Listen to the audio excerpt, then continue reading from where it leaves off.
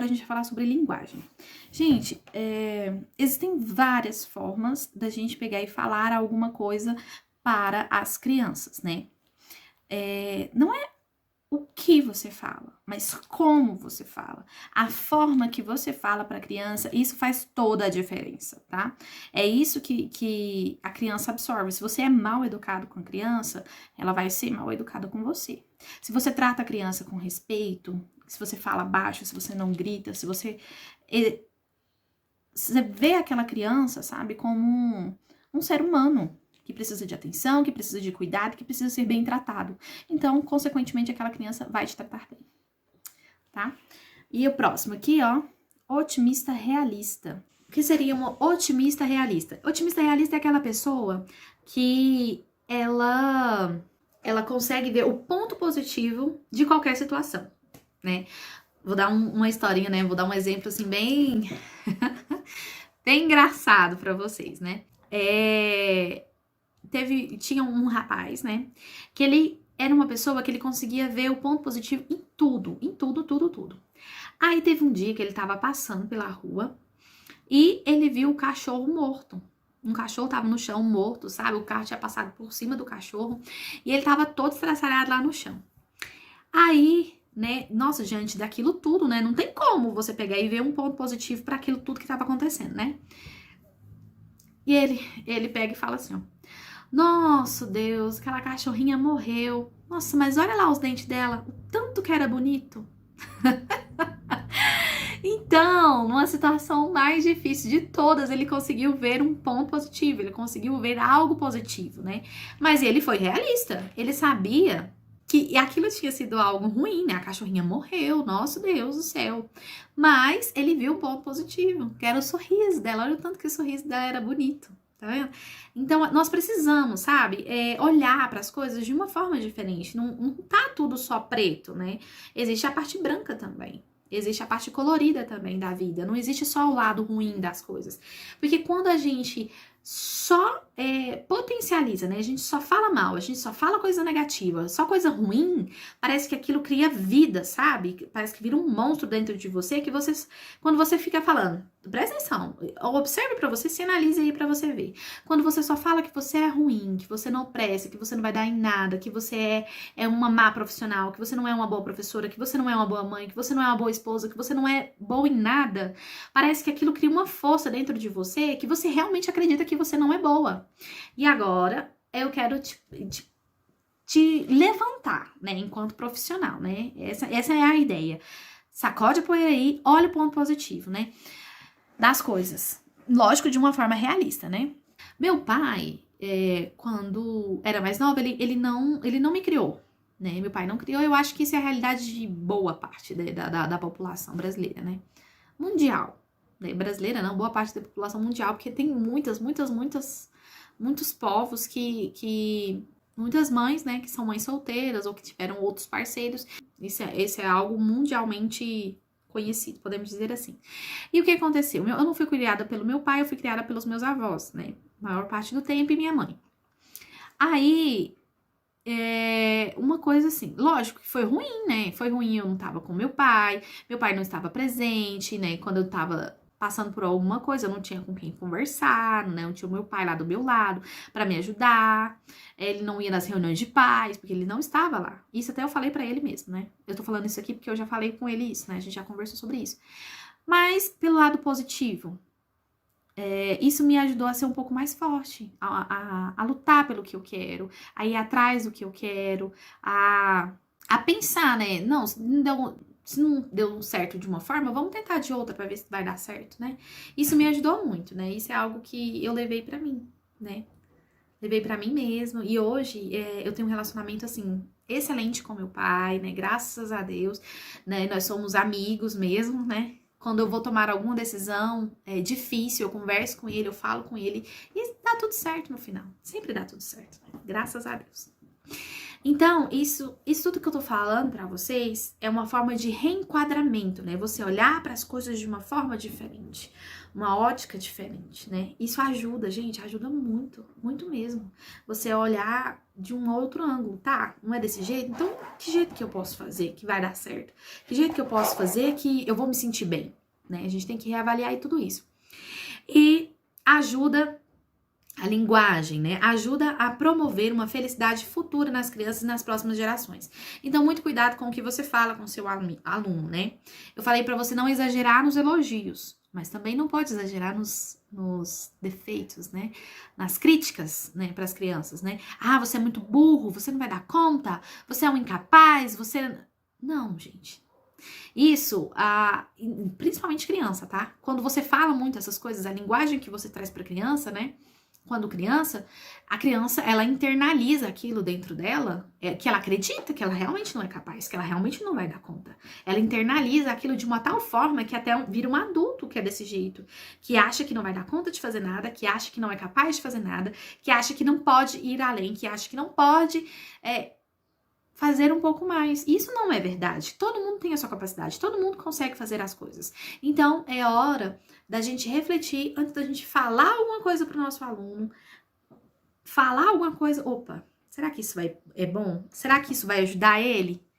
Será que da forma que eu estou falando vai ser bom para ele? Porque muitas vezes, gente, tudo é a forma que você fala.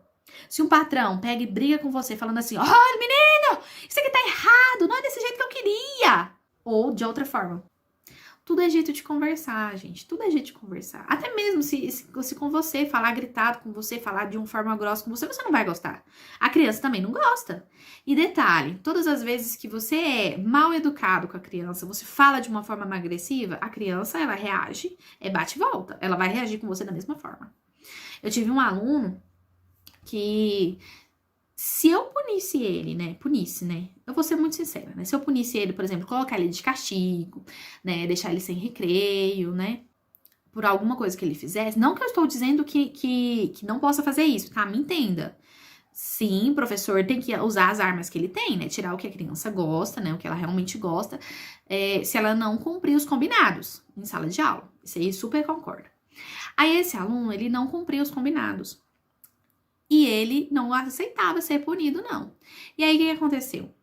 Todas as vezes que eu chamava atenção, que eu era um pouco mais firme com ele, esse aluno se transformava. Atrapalhava até mesmo a aprendizagem dele. Ele ficava tão difícil na sala de aula, mas tão difícil, que às vezes era necessário chamar a coordenação. Vou ser muito sincera, às vezes eu tinha que chamar, porque eu não conseguia lidar com ele. E aí, o que eu fiz, né? Eu peguei e gente do céu, eu tentava de todo jeito. Eu tentava usar aquelas atividades de acalme, eu tentava usar... Não, todas as estratégias, né, que eu sabia, que eu conhecia, eu usava com ele. Algumas, às vezes dava certo, às vezes não dava certo. Às vezes ele melhorava, às vezes ele piorava. Mas era sempre aquela inconstâncias, né? E aí eu fui num congresso que teve lá em Goiânia, né? Aqui numa cidadezinha aqui perto de Anápolis. E aí lá nesse congresso, um palestrante, ele pegou e me falou sobre o jogo do bom comportamento. Aí, lógico que eu prestei atenção, né? Que foi usado, esse jogo do bom comportamento, foi usado numa das escolas em que o índice de bullying era altíssimo. E com esse jogo do bom comportamento, isso estimulou bastante os alunos e eles conseguiram abaixar bastante o índice de bullying na escola. Diz que nessa escola onde eles aplicaram esse jogo do bom comportamento, a escola tinha um alto índice de bullying e violência, tá? Não era só bullying, era violência também. E eu prestei atenção, né? Aí o jogo do bom comportamento consiste assim, você fazer os combinados, né? Você vai lá no seu quadro, você monta os combinados com seus alunos. Eles vão falando o que eles acham que pode ser regra para a sala toda cumprir, né? E aí eles vão falando, né? O que eles acham que pode ser. Falar baixo. Ficar sentado durante os exercícios. Mexer só no seu material, usar só o seu material, coisas assim do tipo, né? Aí, detalhe, né? É interessante você não usar o não, porque o não parece que é uma coisa que a criança, eu vou fazer, sabe? Psicologicamente isso é verdade. Tem estudos psicológicos que falam que um não é como se você induzisse a criança a fazer aquilo. Então, você usa a pedagogia positiva, que eles falam, né? Que aí, em vez de você falar, não ande pela sala, você fala, fique sentada no seu lugar. Em vez de você falar, Não grite com o seu colega, fale mais baixo. Em vez de você falar, não use o material do seu colega, você fala, use só o seu próprio material. Tá vendo? Eu tirei a palavra não, mas eu falei a mesma coisa. Então, isso também é bom. Aí, quando eles falavam, não pode brigar, alguma coisa assim, aí eu já mudava. O que vocês acham de a gente falar assim, ó, faça silêncio, alguma coisa assim do tipo. E isso dava certo, tá? Aí a gente colocava essas regras, né? A gente colocou essas regras lá na sala. E aí, e ele falava que também o jogo do bom comportamento tinha que ser um período que a sala tava, assim, muito agitada, sabe? Normalmente depois do intervalo, né? Que costuma acontecer isso, né? Então, aí o que acontecia? Eu pegava e depois do intervalo eu falava assim, gente, vamos começar o jogo do comportamento. E eu dividia a sala em 3 grupos, que eu fazia filas e duplas, sabe? Filas de duplas. Isso. Aí era, uma fila tinha várias duplas, várias duplas, várias duplas. Eu dividia a sala em 3. E aí eu colocava em cima no quadro os cartões, né? O nome das equipes, né? Eu colocava lá o nome das equipes e a gente falava, lembrava das regras, tudinho. Quem descumprisse era um ponto negativo para a equipe. Era um ponto negativo, não. Falava que era um cartão vermelho que a equipe tava levando. Era um cartão vermelho pra você. Lógico, gente, eu tô dando essa dica, mas você adapta do jeito que der, né? E eu não tinha os papeizinhos pra pegar e colocar lá, né? Pra pegar e colocar lá no quadro. O que eu fazia? Eu usava o canetão mesmo, né? O canetão de vermelho, eu fazia um quadradinho e falava que aquilo lá era um cartão vermelho pra equipe. Quem ficasse com menos cartão vermelho, não era quem ganhasse mais. Não era uma competição de quem ganhasse mais. Mas era assim, ó. Quem ganhasse menos cartões ia ganhar um prêmio, surpresa, no final da aula. Era essa a condição. O prêmio eu não falava o que era, ou às vezes eu falava, né, para as crianças ficarem mais motivadas. Às vezes sim, às vezes não. O que eu usava para ser esse prêmio? Gente, coisa fácil que tem na sua casa. Na sua sala, né, de aula, né? Casa não, na sua sala de aula. Bolinha de gude, eles amam. Dinheirinho de mentira. Adesivo. Ou ganhava um coração desenhado na mão, como se fosse um bom comportamento, né, de bom comportamento. E era isso que eu dava mais, sabe? Para as pessoas que ganhavam, porque a gente entrou num consenso, a gente fez uma organização, todo mundo. Porque ele falava até assim, né, o palestrante, ele falava que a criança ser chamada a atenção pela outra criança tem mais peso para eles do que se o adulto ficar chamando a atenção dele o tempo todo. Então, como eu chamava a atenção dele o tempo todo, então eu joguei pros colegas, né? Se você não ficar quieto, a gente vai perder, a gente não vai ganhar o prêmio e tudo mais, né? E realmente eu dava o prêmio, chegava no final, e eles cobravam, gente, eles cobram, é bom pra cobrar, que você não tá entendendo. E aí eu dava o prêmio no final pra equipe vencedora. E, gente, por incrível que pareça, dava certo. Por incrível que pareça, isso ajudou ele muito, sabe? Até em questão da socialização dele, porque ele tava tão nervoso, mas tão nervoso, que aí ele descontava nos colegas e acabava que ninguém queria ficar mais perto dele. E eu precisava trazer ele pra perto dos alunos, dos colegas, porque eu não podia deixar ele, né? Que aí a gente fere, né, as competências da BNCC, né? Que é a habilidade a interpessoalidade, né? Ele precisava ter um relacionamento interpessoal, né?